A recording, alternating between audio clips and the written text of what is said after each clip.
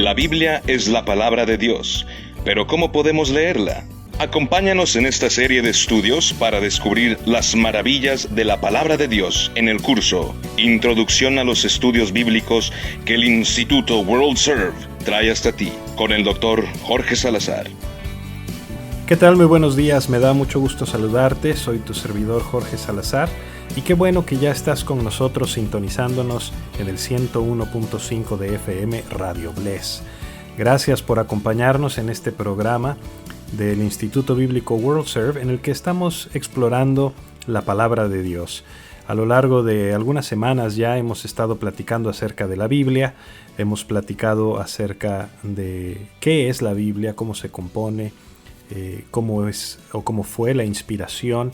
Hemos hablado precisamente de qué es la palabra de Dios y al ser la palabra de Dios, pues podemos depender de ella, podemos confiar en ella, podemos depositar nuestra vida en sus instrucciones y por supuesto también podemos llegar a conocer mejor a nuestro Creador, a nuestro Hacedor, quien ha querido comunicarse con nosotros en las páginas de esta maravillosa colección de libros.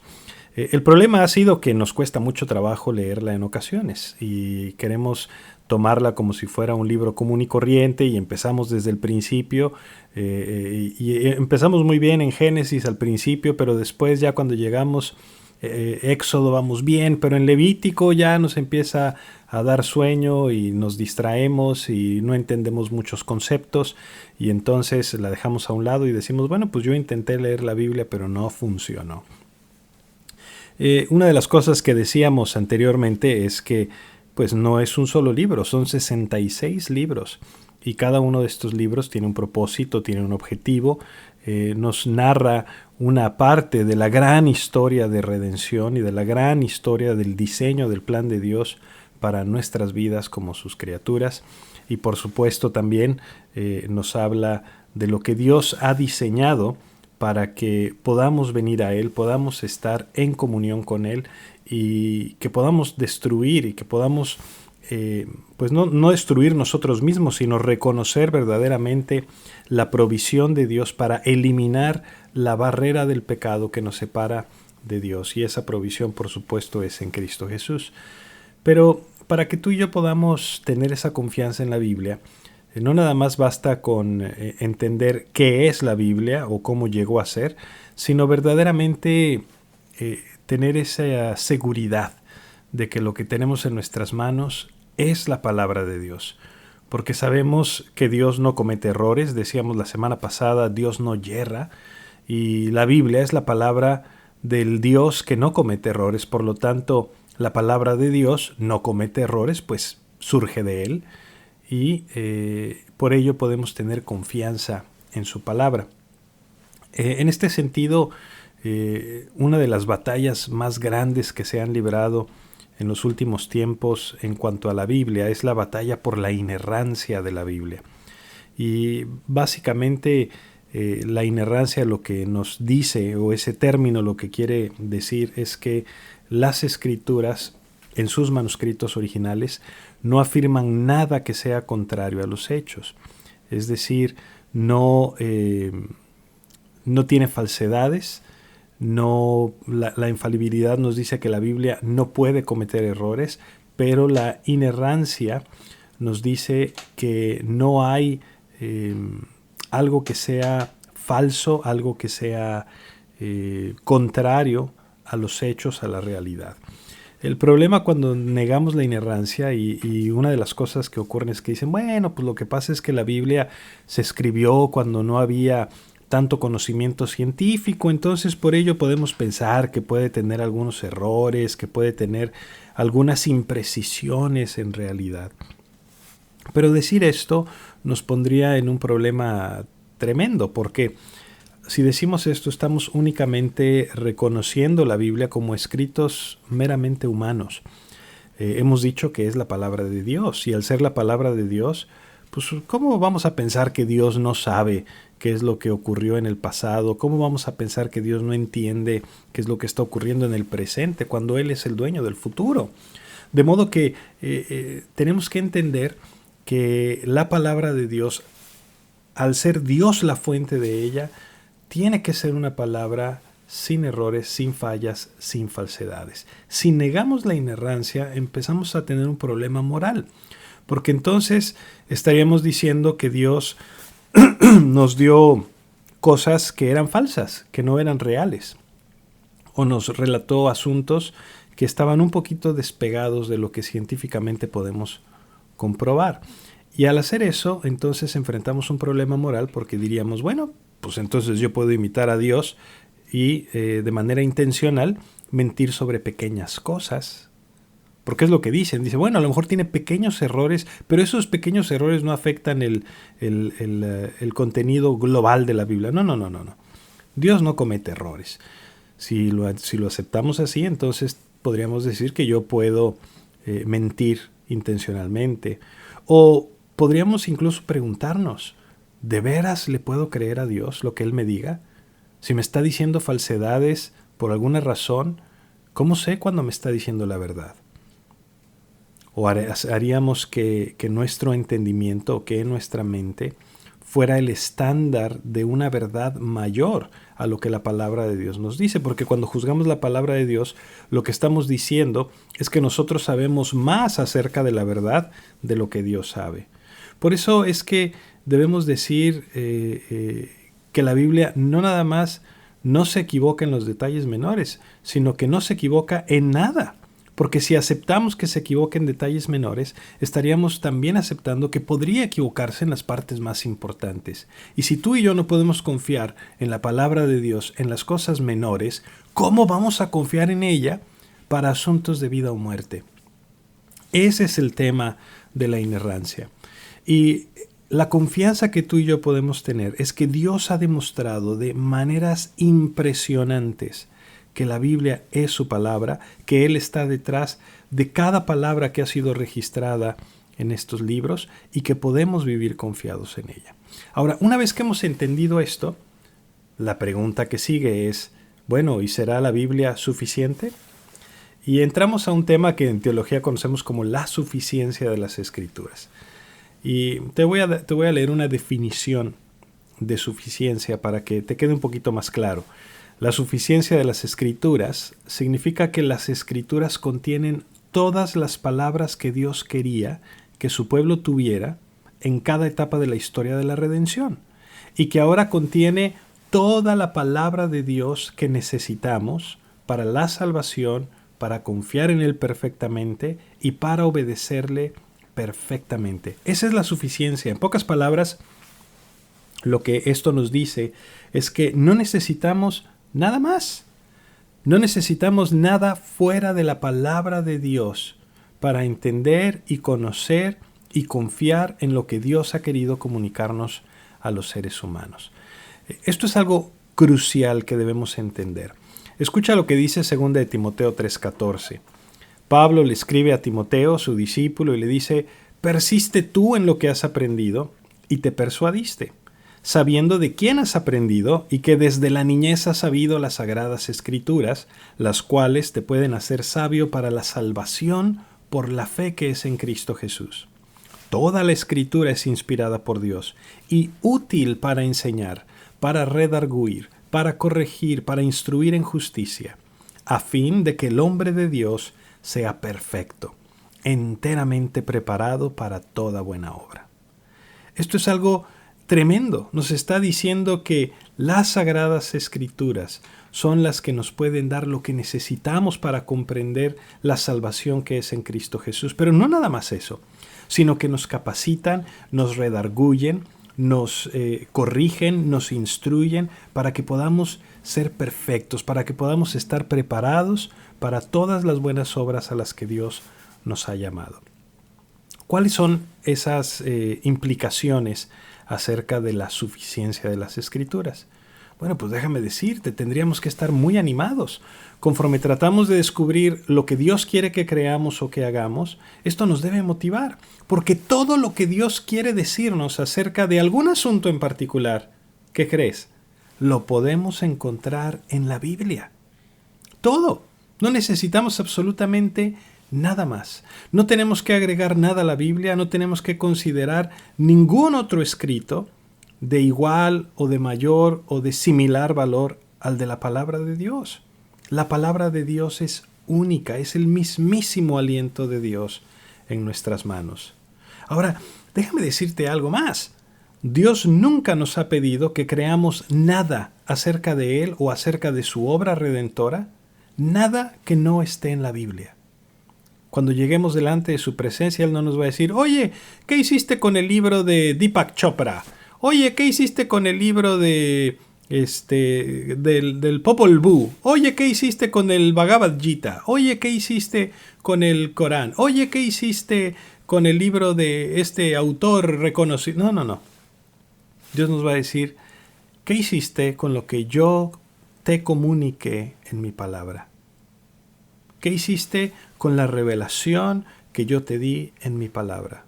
Porque ninguna revelación moderna, de parte de Dios incluso, que a veces claman tener revelaciones de parte de Dios en nuestros días, pero ninguna revelación moderna se debe poner en un nivel de autoridad igual al de la Biblia. Jamás. La palabra de Dios es la palabra que proviene del Padre. Nada que no esté prohibido por las Escrituras, de manera explícita o de manera implícita, nada que no esté prohibido por las Escrituras es pecado. Escúchame, esto es tremendo. No debemos agregar leyes, no debemos agregar prohibiciones a todas aquellas que ya fueron declaradas en la Biblia. De vez en vez puede haber situaciones en las que estaría mal hacer algunas cosas específicas. A veces podría estar mal beber alcohol, podría estar mal ir al cine, podría estar mal tantas cosas cuando las hacemos de manera incorrecta. Pero la Biblia no dice que sea pecado ir al cine. No podemos decir, hey, es pecado que vayas al cine. La Biblia no dice que sea pecado beber alcohol. No podemos decir, hey, es pecado que bebas alcohol. Pero sí podría ser situaciones donde abusas del alcohol. Sí, es pecado emborracharte completamente. Bueno, si no has aprendido a disfrutar únicamente una copita de vino, pues no bebas alcohol porque vas a terminar tomándote una no es ninguna, dos son la mitad de una, tres son una, y como una no es ninguna le sigues y terminas completamente borracho. Pero emborracharse es pecado, pero beber alcohol no es pecado. Entonces no podemos decir lo que la Biblia no dice. Ir al cine no es pecado, pero si estás yendo al cine para ver a ver qué se le ven a las actrices o para desatar una serie de emociones y sentimientos pecaminosos, o estás yendo con las intenciones incorrectas para hacer cosas indebidas, no, bueno, ahí sí ya estás pecando por ir al cine. Sin embargo, ir al cine no es pecado. ¿Me explico? Entonces, tenemos que tener cuidado, a menos que haya una enseñanza específica o que se nos pueda mostrar un principio general en las Escrituras que prohíba la actividad para todos los creyentes de todos los tiempos. Tenemos que insistir en que tales actividades no son en sí mismas pecaminosas, que no están prohibidas en todos los casos por Dios para toda la gente. Y esto hace mucho daño. Por eso debemos entender que la Biblia es suficiente. A veces en nuestro celo, en nuestro deseo de querer que la gente no se extravíe, que no le dé rienda suelta a su naturaleza pecaminosa, muchos hombres ponen reglas y una serie de reglas y de requisitos con el fin de proteger a las ovejas. Pero tenemos que tener cuidado que esas reglas y requisitos no vayan más allá de lo que la Biblia estipula. Y no podemos poner reglas de hombres en el mismo nivel que las reglas que Dios ha estipulado. Eso fue prácticamente lo que hacían los fariseos, y algo que Jesús pues criticó severamente. Y no nada más lo criticó, sino que además les dijo claramente que serían juzgados por todas estas cosas. Dios no nos pide nada que no esté mandado en la Biblia, ya sea explícitamente o por implicación. De modo que el enfoque de nuestra búsqueda de Dios tiene que estar siempre en las Escrituras, más que en la búsqueda por medio de la oración, más que en la búsqueda por medio de nuestras circunstancias, de nuestros sentimientos, incluso más que la búsqueda por la dirección directa del Espíritu Santo fuera de la Biblia, nuestro enfoque tiene que estar siempre centrado en lo que Dios nos ha comunicado en las Sagradas Escrituras, porque es ahí donde nuestra enseñanza doctrinal y ética tiene que enfatizar lo que dice Dios. No se trata de lo que yo piense, no se trata de lo que yo sienta, no se trata de lo que yo quiera, sino de lo que Dios me ha revelado en su palabra y lo que Dios ha pensado que es todo lo que tú y yo necesitamos saber para conocer más acerca de Él y conocer más acerca de su hermosa y gloriosa voluntad. Así que recuerda, la Biblia es la palabra de Dios.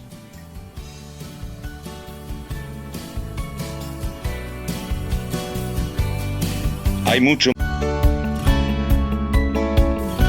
Estamos aprendiendo cómo leer nuestra Biblia en un curso cortesía de estudialapalabra.com con el Dr. Jorge Salazar. Ya estamos de regreso en este programa explorando más acerca de la palabra de Dios. Hablamos al principio en el bloque anterior acerca de la inerrancia, hablamos de la suficiencia de la palabra de Dios. Y mira, yo sé que muchas veces el grupo de hermanos cristianos que tienden más hacia el legalismo son muy criticados por todas sus normas. De hecho, mucha gente confunde el cristianismo con una serie de reglas y una serie de prohibiciones. No puede, tú eres de los cristianos, de los que no pueden ir a fiestas, de los que no pueden tomar, de los que no pueden ser felices, en pocas palabras, ¿verdad? Y eso es algo muy lamentable. Y es muy lamentable porque en realidad se ha comunicado una idea equivocada acerca de lo que significa ser cristiano. Ser cristiano no es una serie de prohibiciones, al contrario, ser cristiano es experimentar una verdadera libertad, la libertad que tenemos en Cristo Jesús cuando nos ha librado de la esclavitud al pecado y cuando hemos podido llegar a entender las cosas que Él ha creado para nuestro deleite y para que nos podamos deleitar cada vez más y más en Cristo Jesús y en Él. Ahora, para muchas personas esto pudiera ser, los cristianos son una bola de ñoños que no saben disfrutar la vida. Sin embargo, déjame decirte que son concepciones equivocadas, que son ideas que vienen de quienes no se han dado la oportunidad de experimentar esto. De ninguna manera el cristianismo es una serie de prohibiciones, sino por el contrario, es el poder llegar a conocer a Dios como Él es. Y cuando uno conoce, incluso en términos humanos, cuando uno conoce a otra persona, el amor por esa persona te impulsa también a tomar ciertas decisiones. Es como si yo te dijera, ser amigo de tu mejor amigo es horrible porque pues no lo puedes cachetear, no lo puedes insultar, no lo puedes patear, pues qué mala onda, pues yo para qué quiero amigos si a los amigos no los puedes golpear, no los puedes insultar y no puedes ser grosero con ellos, pues no, mejor no quiero amigos.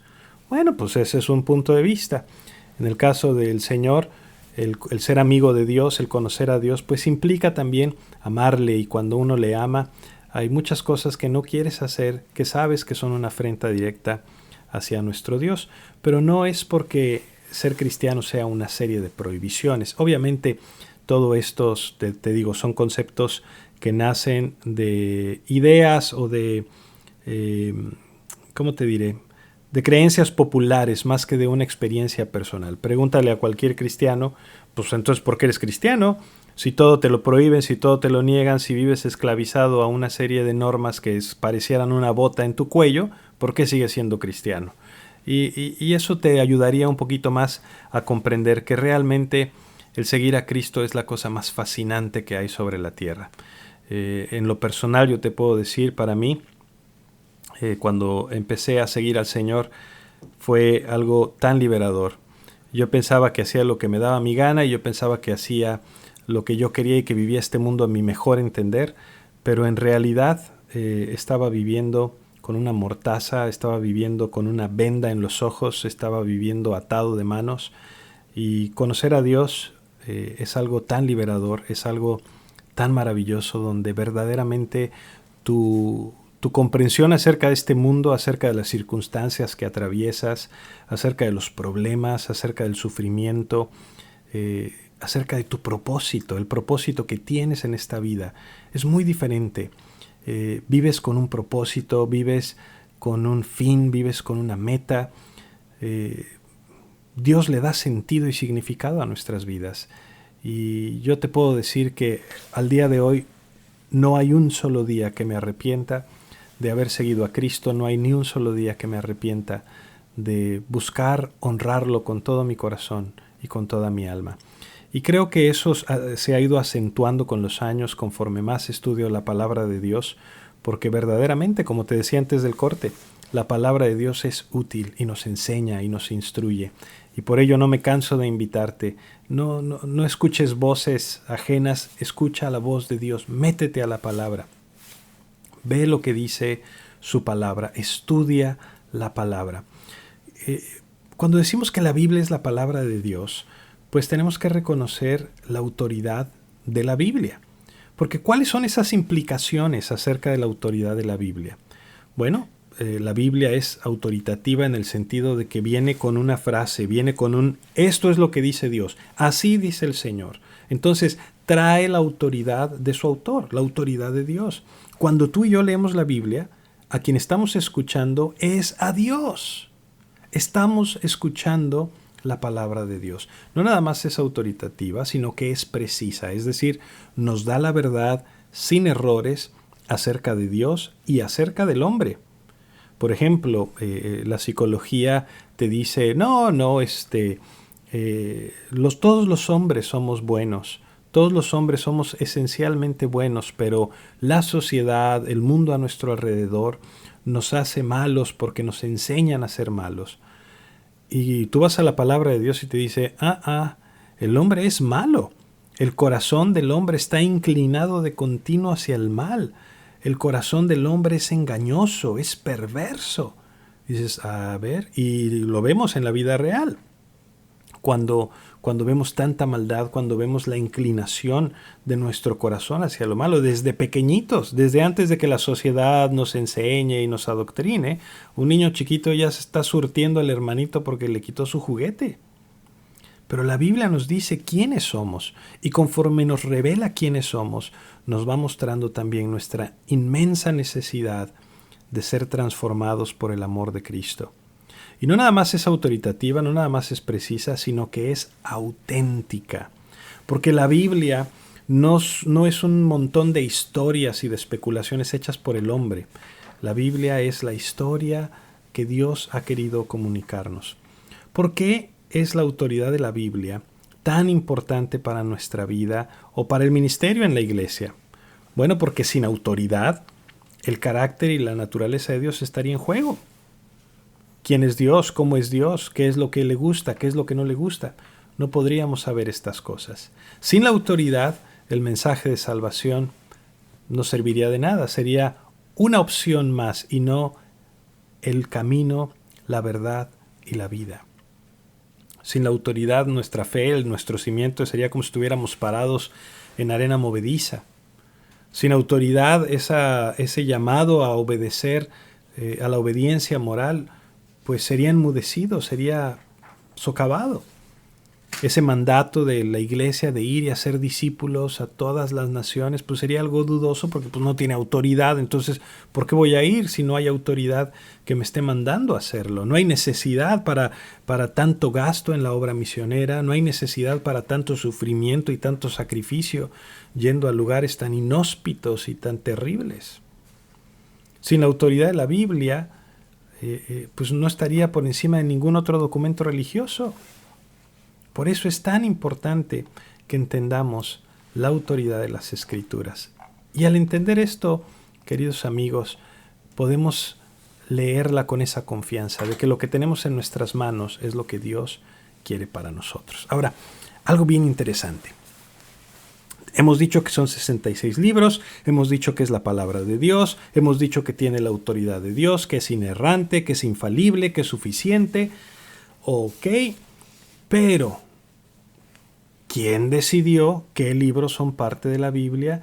quién decidió qué libros no deben ser parte de la Biblia, cómo es que estos libros llegaron a reconocerse como libros inspirados por Dios. Y esto es algo muy interesante. Esto es algo que en teología conocemos como la canonización. Y la canonización nos dice cómo es que la Biblia recibe su aceptación o cómo es reconocida como la palabra autoritativa de Dios. ¿Por qué canonización? Bueno, pues porque esa palabra canon es una palabra que viene del griego antiguo, que era como una regla, una vara de medir, y es como quien dice el estándar.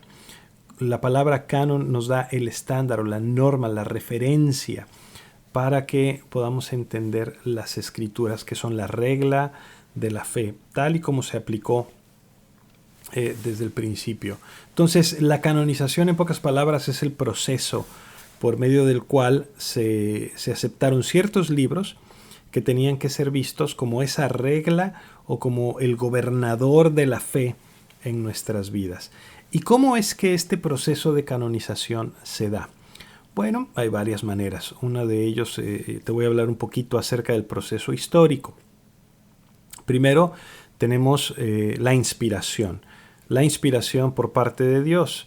Y para entender ese proceso de canonización, de cómo se fue armando esta regla para la fe y para la vida, pues tenemos que recordar que la inspiración es la que determina la canonicidad. O sea, el libro tiene autoridad porque fue inspirado por Dios.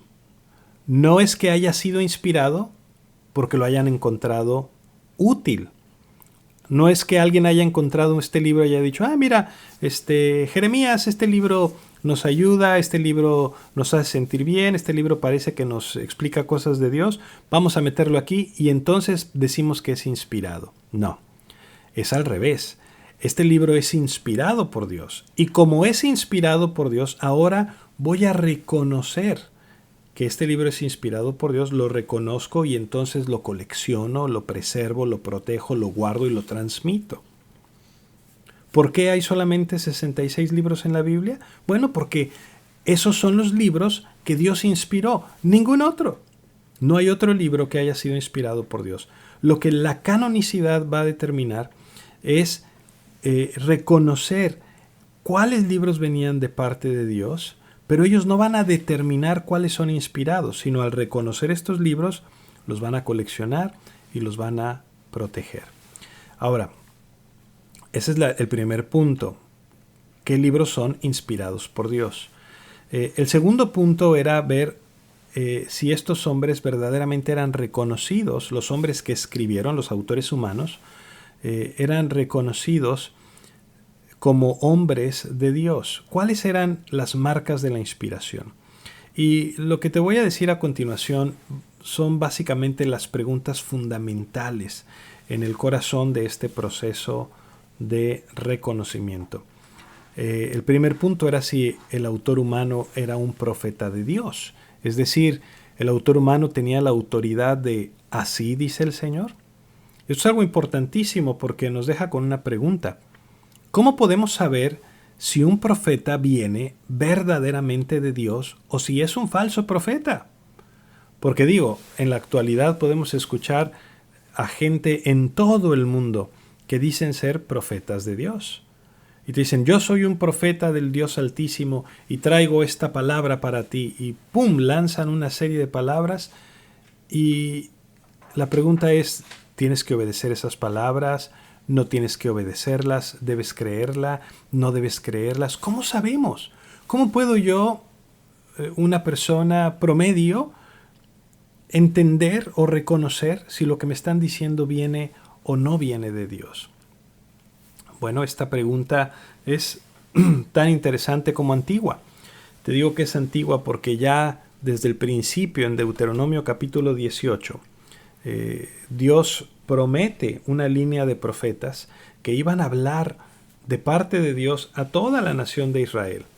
Moisés es el principal profeta del Antiguo Testamento y conforme los años iban pasando y él iba haciéndose cada vez mayor, la gente se preguntaba, bueno, pues este hombre ya no tiene 15 años y en cualquier momento nos va a dar el susto y ¿qué va a pasar con nosotros? quien nos va a hablar de parte de Dios ahora.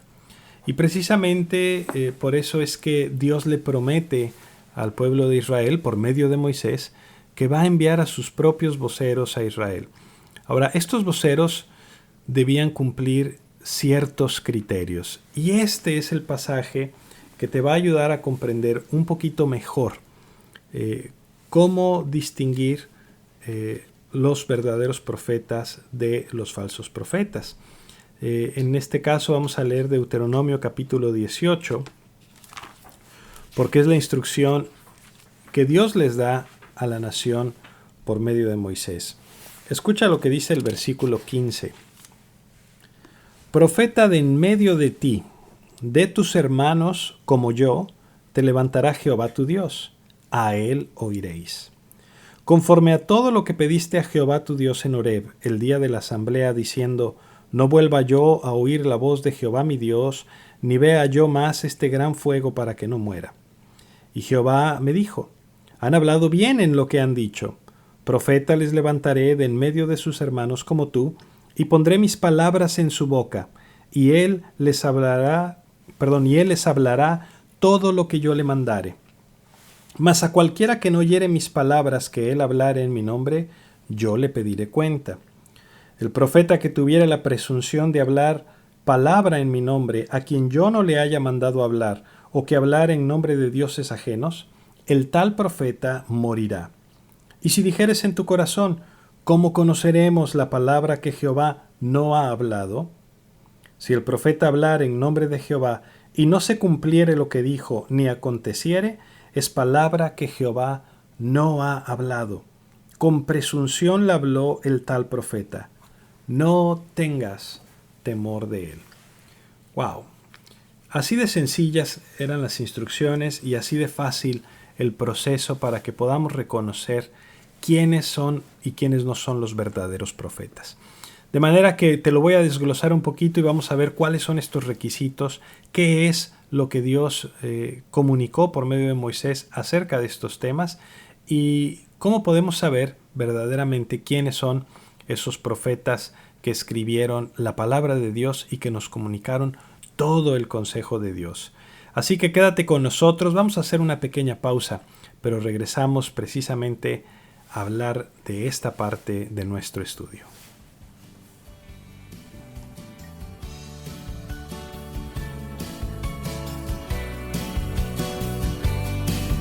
Cuando regresemos del corte, tendremos la conclusión de este interesante tema. Quédate con nosotros.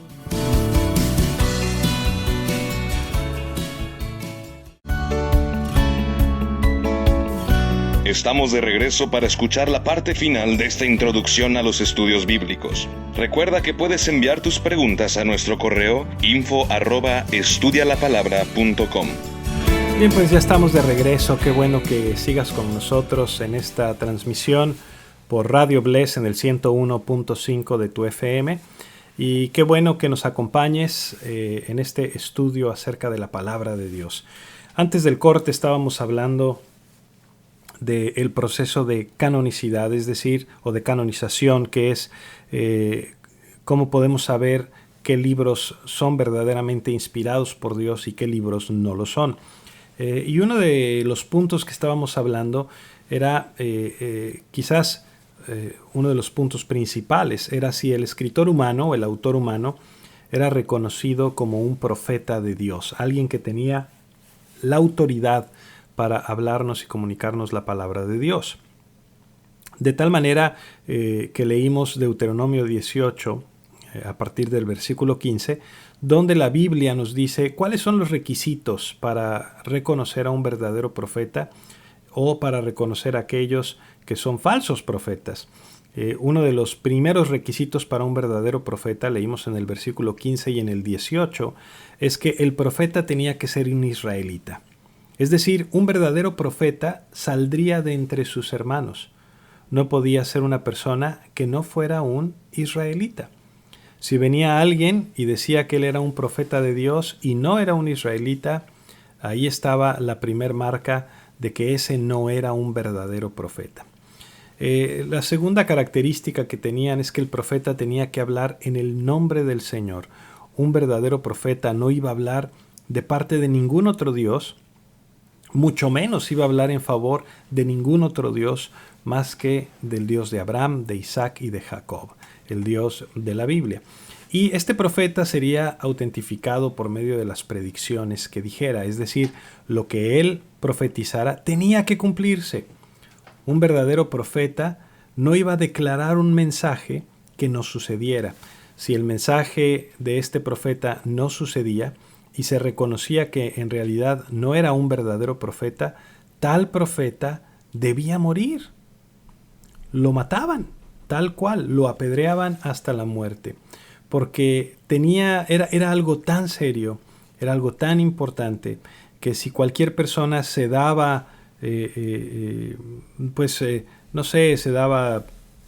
se creía profeta de Dios y quería presumir de que él era el profeta de Dios y no era, iba a terminar muerto seguramente, porque el profeta verdadero tenía que ser autentificado por Dios, por las señales, por el cumplimiento de estas profecías y por las señales que el profeta hacía, que eran inequívocamente de parte de Dios. De modo que este profeta no nada más tenía que hablar el consejo de Dios, sino que tenía que dar su mensaje, tenía que estar en armonía con la revelación ya existente, con las cosas que ya estaban escritas, y que esto iba a demostrar verdaderamente que estaba de acuerdo con lo que Dios había revelado, que no eran solamente sus ideas. Si hubiese contradicciones, si hubiese errores, si estuviera en contra de lo que ya Dios había dicho antes y había sido comprobado que venía de parte de Dios, pues obviamente este profeta no era un verdadero profeta. De modo que cualquiera que decía ser un profeta pero no cumplía estos requisitos, la misma palabra de Dios les decía, pueden ignorarlo. De hecho, no nada más pueden ignorarlo, deben ejecutarlo por ser un falso profeta. Cualquiera que no escuchara el mensaje de un profeta verdadero, en cambio, ese tendría que rendir cuentas a Dios por su desobediencia. Así de fuerte y así de claro era este tema en el Antiguo Testamento. En la actualidad, muchas veces tomamos cualquier palabra, escuchamos cualquier consejo, oímos cualquier predicación de cualquier persona y ni siquiera somos como los creyentes en Berea, que cuando el apóstol Pablo vino delante de ellos, pues escucharon amablemente lo que se les decía, pero después fueron a la palabra, fueron a la Biblia y fueron a verificar que lo que se les estaba enseñando era cierto o no. Y una vez que lo verificaron, entendieron que verdaderamente lo que se les enseñaba era acorde a la palabra de Dios. Todo lo que tú y yo escuchamos, por muy elocuente que sea, por muy bonito que suene, por muy chiquitiguau, tenemos que ir a la palabra, tenemos que verificarlo con las escrituras y tenemos que darnos cuenta si lo que se nos está diciendo son enseñanzas de hombre o palabra de Dios. Eso es importantísimo. Ahora, una vez que cumplía estos requisitos el autor humano, pues venía la siguiente pregunta. ¿Fue confirmado el escritor por los actos de Dios? Es decir, ¿hubo algún milagro que confirmara la palabra de Dios dada por medio de un profeta al pueblo de Dios? Esto es muy importante porque en la actualidad tenemos una tendencia muy fuerte a irnos por lo sobrenatural. Queremos ver milagros por todos lugares, queremos pedirle a Dios milagros extravagantes como los que leemos en la Biblia.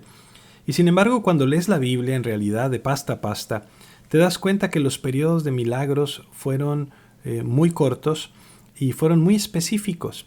En realidad, los grandes milagros que lees en la Biblia ocurrieron precisamente cuando Dios estaba confirmando quién es Él y mostrándose a la nación de Israel y mostrándose a su pueblo.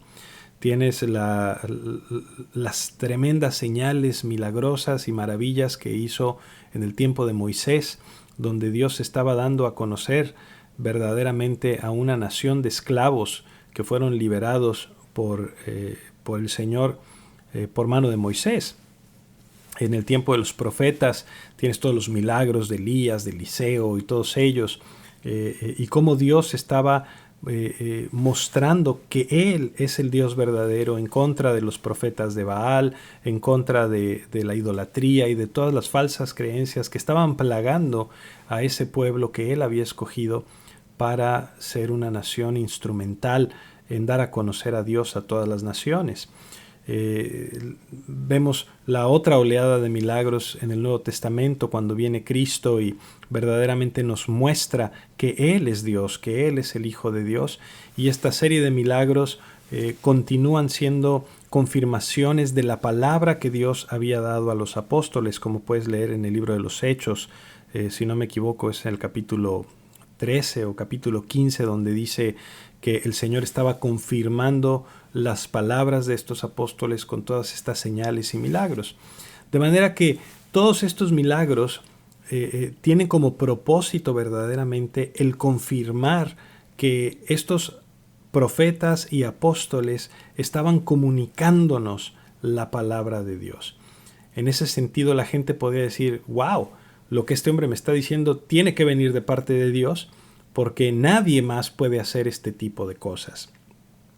Cuando viene el profeta a confrontar a los falsos profetas de Baal y le dice a los falsos profetas, a ver, pídanle a su Dios que haga descender fuego del cielo para el altar del sacrificio, y aquellos gritan y cantan y se sajaban y bailaban y lloraban y hacían todo tipo de cosas los falsos profetas y nada pasaba. Y cuando viene el profeta de Dios y les dice, pues para que sepan que yo vengo en nombre de Dios, esto es lo que va a ocurrir, va a descender fuego del cielo y va a prender el lugar del sacrificio. Pero para que vean que no hay truco aquí, traigan agua y échenle agua al altar y rocíen todo con agua, y dice la Biblia que llenaron de agua hasta que se escurría por todos lados. Y sin tener que gritar y danzar y sajarse y hacer toda una ceremonia hocus pocus, el profeta de Dios simplemente dijo, Señor, tú eres el Dios todopoderoso, el único Dios verdadero, muéstrales tu poder a esta gente, y ¡pum!, desciende fuego del cielo y consume el altar, y es una cosa impresionante, casi hasta las piedras. Entonces, este tipo de señales tenían ese propósito, verdaderamente el que Dios está revelando, el que Dios está mostrando quién es Él por medio de estos hombres, y que estos hombres tienen la autoridad de Dios para comunicarnos su palabra. Otro de los puntos para verdaderamente validar que el texto fue escrito por un hombre de Dios era si el mensaje del libro en verdad comunicaba la realidad acerca de Dios, o si tenía alguna falsedad en cuanto a Dios o en cuanto al mundo. Se evaluaba también si el mensaje fue escrito con el poder de Dios. Y esto quiere decir que el mensaje tenga un impacto edificador, que el mensaje, aparte de llenar todos estos requisitos, tiene también el poder para transformar nuestras vidas. Y finalmente, si este libro o este mensaje fue aceptado por la audiencia original, por el pueblo de Dios, si ellos reconocieron al escritor como un hombre de Dios, con un mensaje creíble de parte de Dios, si fue aceptado por la audiencia original y por las audiencias subsecuentes.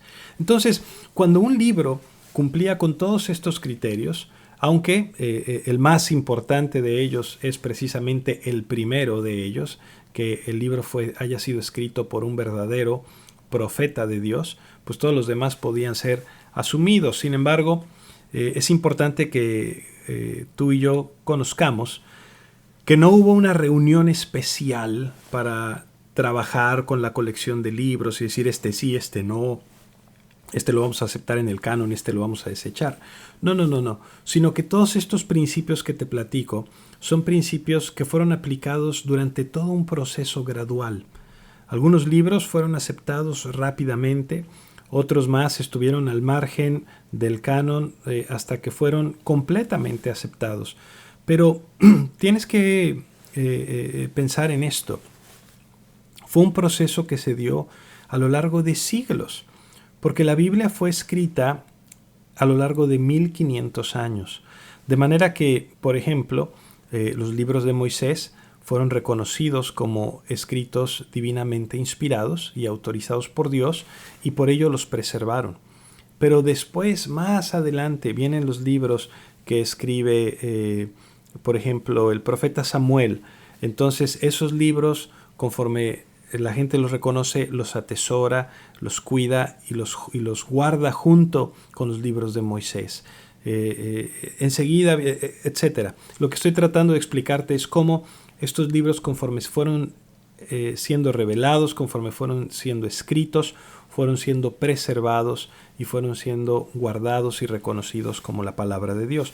Cada generación subsiguiente los siguió protegiendo, cada generación que llegó los guardó y los honró como tal. De modo que tenemos que hablar de muchas cosas en ese sentido. Tenemos que hablar acerca de la colección, acerca de la preservación de los escritos inspirados por el pueblo de Dios. Y es un proceso muy, muy interesante. Pero muy probablemente vamos a hablar de esto la semana que entra. Antes de terminar el día de hoy, solamente quiero compartir contigo este asombro, esta maravilla por lo que hemos escuchado hasta el día de hoy. En lo personal, me parece fantástico que el creador del universo, el creador de todo lo que hay, que pudo haberse quedado simplemente callado, pudo haberse quedado en su trono, alejado, distante de su creación, y sin embargo Él decide ser un Dios cercano, un Dios que se involucra en su creación con sus criaturas, un Dios no nada más que se involucra, sino que tiene el deseo de ser conocido, que tiene el deseo de estar en comunión, en relación con nosotros, y que precisamente por eso es que Él se da a conocer y se revela a sí mismo por medio de su palabra. A mí me fascina esto porque no nada más dice, mira, yo soy algo completamente distinto y único. Soy el Todopoderoso, el que está en todo lugar, el que todo lo sabe. Soy aquel que creó todas las cosas. Soy tu Padre Celestial, soy tu Hacedor. Pero quiero que me conozcas, porque quiero tener una relación contigo, porque quiero que podamos disfrutar y que puedas disfrutar y gozar de quien yo soy. Y en ese sentido, Él sabe que somos cabezones, Él sabe que somos escépticos, Él sabe que a mí no me vas a chamaquear, yo hasta no ver, no creer, Señor. Y sin embargo Dios dice, está bien, te voy a demostrar quién soy yo. Y viene y hace toda una serie de cosas para demostrarnos que Él es el único Dios verdadero.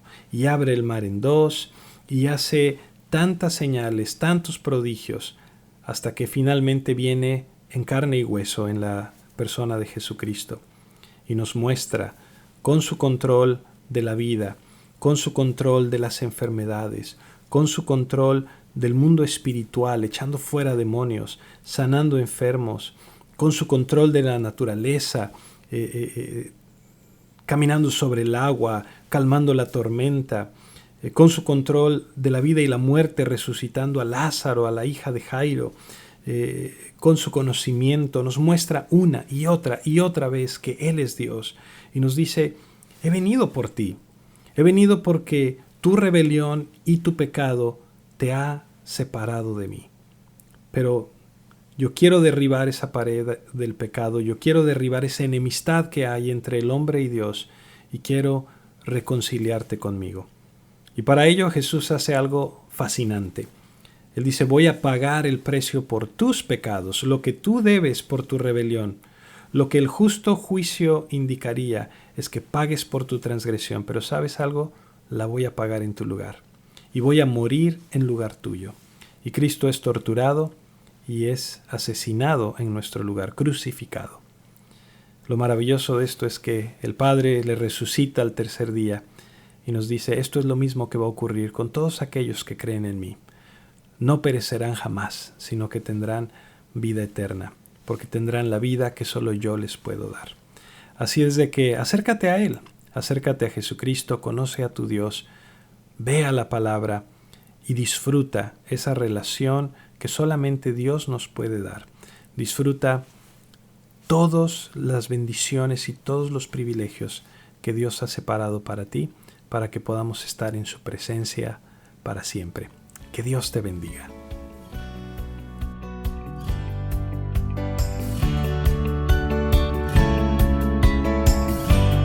Así llegamos al final de este capítulo en el curso Introducción a los Estudios Bíblicos. Cada semana podrás escuchar un capítulo más que te acercará a una mejor comprensión de las Escrituras. Recuerda visitar nuestra página web en estudialapalabra.com y enviarnos tus preguntas y comentarios. Que Dios te bendiga.